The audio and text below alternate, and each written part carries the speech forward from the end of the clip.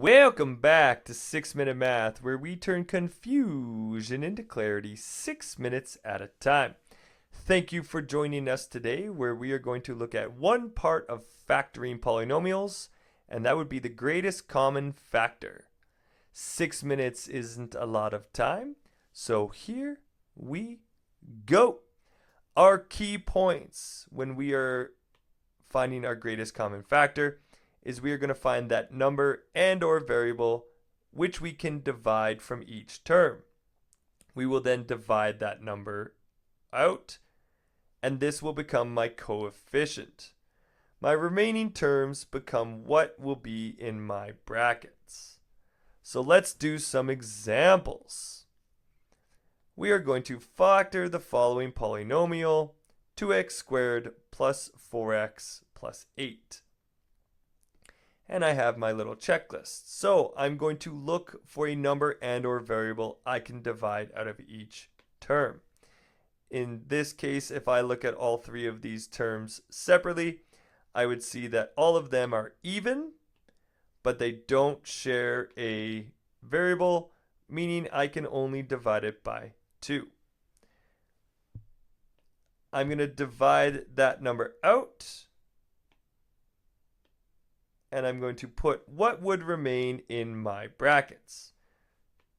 2x squared divided by 2 would be x squared. 4x divided by 2 would be 2x. And 8 divided by 2 would be 4. That trinomial has been factored.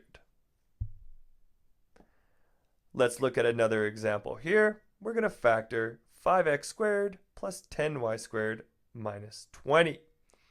I have my checklist here, and I'm going to look through my terms. I can look through all three of these terms and see that I can divide out at 5, but there's no shared variable which can be divided from each term, making my greatest common factor 5. I'm going to divide that out to be my coefficient, and I'm going to put what remains in a set of brackets. 5x squared divided by 5 is x squared. 10y squared divided by 5 would be positive 2y squared.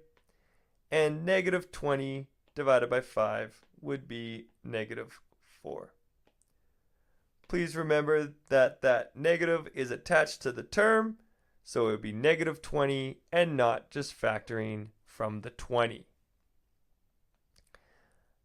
Let's see another example. We're going to factor 3y cubed minus 6y squared minus 15y.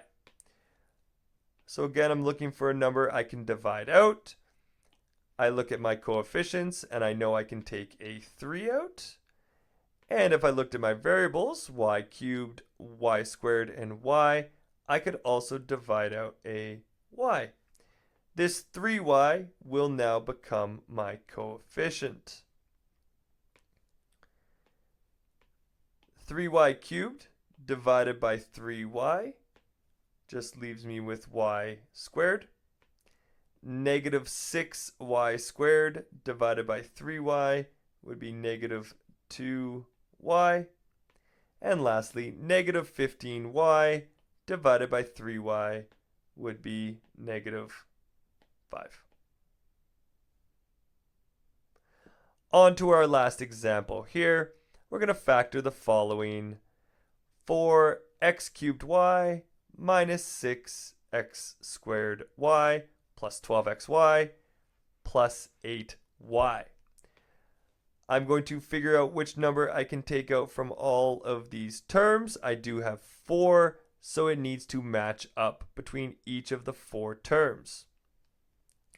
A quick scan tells me that I can take a 2 out of all of my coefficients.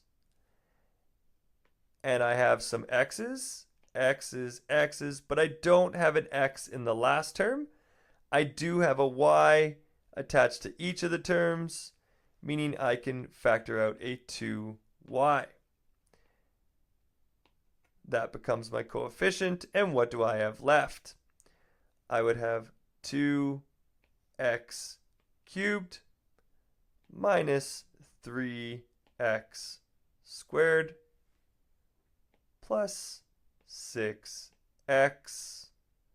plus 4. Those are all the examples we have today for factoring polynomials using the greatest common factor. Please follow us on Instagram and TikTok at 6Minute Math, and be sure to like, share, subscribe, and leave a comment below for any topic you want to see me tackle in a future 6-minute episode. Always remember that the best way to get math is to practice math, so keep on practicing. And until next time, keep solving and evolving.